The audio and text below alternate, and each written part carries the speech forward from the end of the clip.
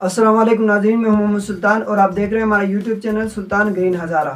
ناظرین، آج 28 ستمبر 2024 ہے اور جب تک میں ویڈیو اپلوڈ کروں گا شاید کہ ڈاکٹر ذاکر نائک کا پاکستان میں تیسرا یا چوتھا دن ہو، اس لیے کہ میرے ایڈیٹنگ سکلز اتنی اچھی نہیں ہیں اور اوپر سے انٹرنیٹ سسٹم کا سوئچ آف ہونا ہمارے لیے ایک میجر پرابلم بن چکا ہے۔ ناظرین، ڈاکٹر ذاکر نائک 18 اکتوبر 1965 کو بھارت ممبئی میں پیدا ہوئے۔ ممبئی یونیورسٹی سے آپ نے طب کی تعلیم حاصل کی اور ڈاکٹر ذاکر نائک نے 1991 عیسوی میں IRF اسلامک ریسرچ فاؤنڈیشن کی بنیاد رکھی۔ ناظرین، ڈاکٹر ذاکر نائک نے سن 2006 عیسوی میں اسلامی ٹیلی ویژن نیٹ ورک 24/7 پیس ٹی وی کا آغاز کیا، جس پر اسلام اور تقابلی مذہب پر لیکچر دیے اور مباحثے پیش کیے۔ ناظرین، ڈاکٹر ذاکر نائک نے متعدد کتابیں تصنیف کی، جن میں قرآن اور جدید سائنس، اسلام اور عیسائیت، اسلام میں خواتین کے حقوق اور زندگی کا مقصد۔ قرآن اور جدید سائنس کا نام یاد رکھنا کیونکہ یہ ویڈیو میں آپ کے لیے بہت ہیلپ فل ہونے والا ہے۔ ناظرین، ڈاکٹر ذاکر نائک اپنی زندگی کے اس کیریئر میں متنازعہ اور تنقید کا نشانہ بھی بنے۔ وہابیت اور بنیاد پرستی کو فروغ دینے کا الزام، برطانیہ، کینیڈا اور ملیشیا میں داخلے پر پابندی، مبینہ انتہا پسندانہ خیالات اور نفرت انگیز تقاریر پر پابندی، منکر حدیث کا الزام، عقیدہ ختم نبوت پر بھی تنقید کا نشانہ بنے۔ لیکن اس کے ساتھ ساتھ کچھ اچھی چیزیں بھی ہوئیں۔ دنیا بھر میں جہاں ڈاکٹر ذاکر نائک تنقید اور تنقید کا نشانہ بنے، ساتھ ساتھ ڈاکٹر ذاکر نائک عالمی ایوارڈ یافتہ بھی ہیں۔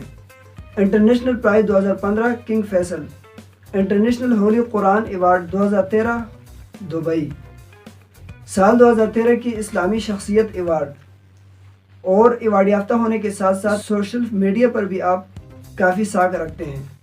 4 ملین سے زیادہ یوٹیوب سبسکرائبر، 15 ملین سے زیادہ فیس بک فالورز اور 2 ملین سے زیادہ ٹویٹر فالورز۔ ناظرین، اگر آپ نے ڈاکٹر ذاکر نائک کی ویڈیوز دیکھی ہیں تو عام طور پر ان سے ایک سوال بہت کثرت سے کیا جاتا ہے کہ آپ خدا کو سائنس کے ذریعے سے ثابت کریں۔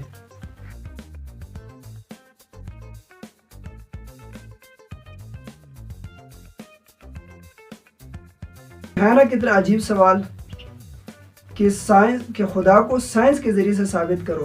اس کی مثال یوں سمجھیں کہ ایک گونگا لڑکا ہے، اس سے کوئی پوچھے کہ اپنے والدین کا ثبوت دیں۔ اب وہ بول نہیں سکتا، خاموش۔ اس کے خاموش ہونے کی وجہ سے لوگ شور مچائیں، واویلا کریں کہ اس کے تو والدین ہی نہیں ہیں، کیونکہ یہ بول نہیں سکتا، جواب نہیں دے سکتا۔ حالانکہ وہ بے شک سے نہ بولے لیکن اس کا وجود ہی اس کے والدین کا ثبوت ہے۔ اسی طرح سائنس جو ہے وہ اللہ عز و جل نے پیدا کیا ہے اور سائنس کا وجود ہی اللہ عز و جل کا ثبوت ہے۔ اگرچہ وہ لڑکا خاموش ہے، گونگا ہے، ٹھیک سے بول نہیں سکتا، ٹھیک سائنس کی طرح کہ جس طرح کی سائنس کے جتنے فارمولے ہیں وہ لٹریچر کے اندر موجود ہیں اور وہ خود سے بول نہیں سکتے، لیکن وہ اللہ عز و جل کے ہونے کا ثبوت دے رہی ہیں۔ ناظرین، مثال کے طور پر 2 چیزیں لیتے ہیں، ایک سواریاں اور دوسرا انسان کا وجود۔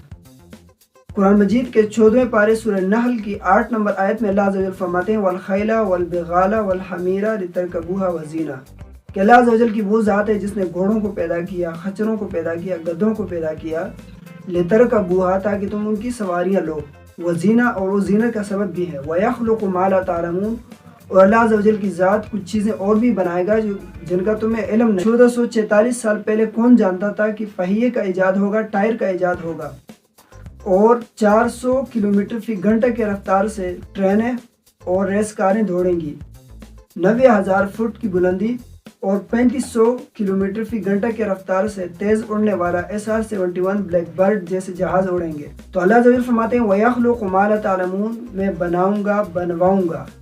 جو اللہ عز و جل نے سوجھ بوجھ دی ہے، جو انسان کو تخلیقی ذہن دیا ہے، سوچنے سمجھنے کی صلاحیت رکھی ہے، تو اللہ عز و جل فرماتے ہیں وَيَخْلُقُ مَا لَا تَعْلَمُونَ، میں ان سے بنواؤں گا۔ 390 کلومیٹر فی گھنٹہ کی رفتار سے تیز دوڑنے والی گاڑیاں، 90,000 فٹ کی بلندی، اور اب تو ایک جہاز آنے والا ہے جو 7,000 کلومیٹر فی گھنٹہ کی رفتار سے تیز اڑے گا۔ یہ ساری کی ساری چیزیں قابل تعریف ہیں، لیکن ان کو بنانے والا وہ ایک عام انسان ہے۔ اب انسان کو کس نے تخلیق کیا، کس نے بنایا ہے؟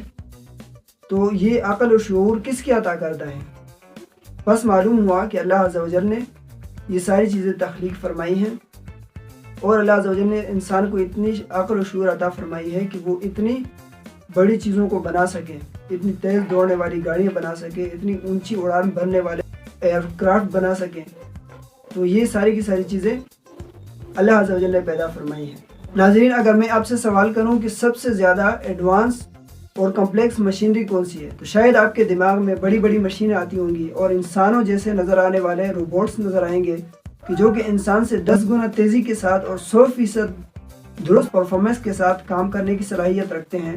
لیکن حقیقت یہ ہے کہ روبوٹس بھی ایڈوانس اور کمپلیکس مشینری نہیں ہے۔ پھر کیا چیز ہے جو پورے جہان کے اندر سب سے زیادہ ایڈوانس اور کمپلیکس مشینری ہے؟ ہیومن باڈی، یعنی کہ انسان کا جسم، جس کے اندر 28 ٹریلین رگیں اور گوشت گاہیں پائی جاتی ہیں۔ 206 ہڈیاں ایک دوسرے کے ساتھ سب سے بہترین ٹیکنالوجی کے ساتھ جڑی ہوئی ہیں، بہترین طریقے سے کام کرتی ہیں۔ Most important part human brain, یعنی کہ انسانی دماغ، جس کے اندر کسی بھی چیز کا انفارمیشن 400 کلومیٹر فی گھنٹہ کی رفتار سے سفر کرتی ہے اور ہر سیکنڈ میں 1 لاکھ سے بھی زیادہ کیمیکل ریئیکشن ہوتے رہتے ہیں۔ اگر بات کریں آنکھوں کی، تو ہماری آنکھیں کیمرے کے مقابلے میں 576 میگا پکسل کی ہوتی ہیں، یعنی کہ آج تک ایسا کیمرہ نہیں بنا کہ جن کا کمپیئر ہم آنکھوں کے ساتھ کر سکیں۔ ناظرین، انسان کے جسم کے اندر سب سے اہمیت رکھنے والا دل، جو کہ 1 منٹ میں اپروکسیمیٹلی 72 مرتبہ دھڑکتا ہے اور ایک دن میں تقریباً 1 لاکھ مرتبہ دھڑکتا ہے اور سال بھر کے اندر تقریباً 3 کروڑ 70 لاکھ سے بھی زیادہ مرتبہ دھڑکتا ہے۔ اور مزے کی بات یہ ہے کہ جب بچہ 4 مہینے کا ہوتا ہے تو سب سے پہلے دل بنتا ہے، دھڑکنا شروع کر دیتا ہے اور اس وقت سے لے کر مرنے تک دل دھڑکتا رہتا ہے۔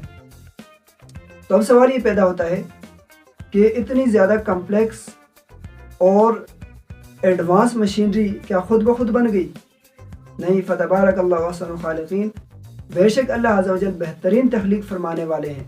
ناظرین، تو یہ ہے وہ ساری کی ساری چیزیں جو اللہ عز و جل کی ذات پر دلالت کرتی ہیں، اور یہی ہے وہ چیزیں جن پر ڈاکٹر ذاکر نائک نے پوری زندگی لیکچر دیے، بحث مباحثے کیے، اور اللہ عز و جل ڈاکٹر ذاکر نائک کو مزید ترقی عطا فرمائے۔ ناظرین، تو یہ تھی ہماری آج کی ویڈیو۔